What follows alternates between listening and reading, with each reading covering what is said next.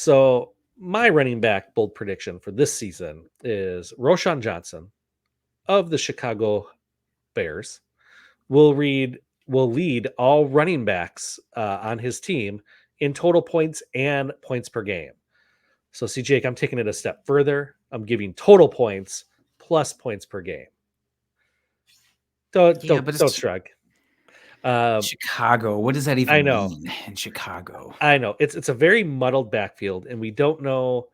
Obviously, Justin Fields is going to be the main rusher there, probably leading all rushers on this team. But seeing how it's such a muddled backfield, um, Deonta Foreman, I don't think he's going to be a thing. He's a nice role player, but I don't think he's going to take the reins in this offense. Khalil Herbert, who I love, a lot of hype for him a couple years ago.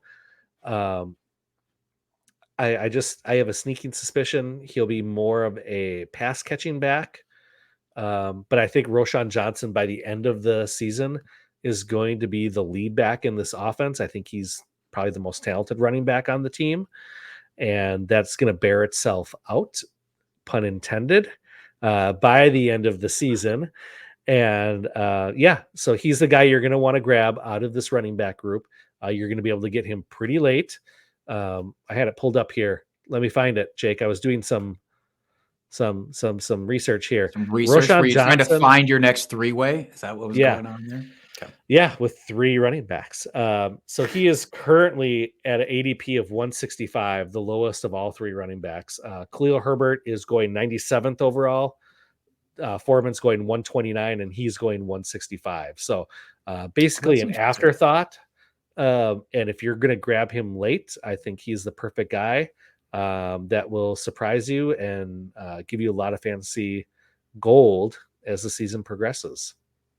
You so nearly lost me when you threw in a bear pun on top of all this. That was almost, I was here and then I was up here, but you brought me back in because I said earlier this offseason, like, give me the cheapest of whoever this trio is. He's now the cheapest. I would have assumed it was Deonta Foreman who was going to be the cheapest. So I just assumed he'd be the guy I'd go for late in my drafts. Now it's going to be Roschon Johnson if he continues his ADP decline, I guess, there. So I'm into it. I just don't know how, like, he might have the most points of these guys, but how many more points is that going to be than the next guy? Like, is it going to be a 3-headed monster, or is it going to be like he's fully ahead of everybody besides Justin Fields, like you said? That's the thing I don't know. I think by the end of the season, he will be fully ahead of everyone else. I truly believe that. I think early on, it's going to be real muddy and real gross, and you're not going to want to touch any of the 3 players. Yeah. But I think as the season progresses, you're going to see the cream rise to the top, which will be Roschon.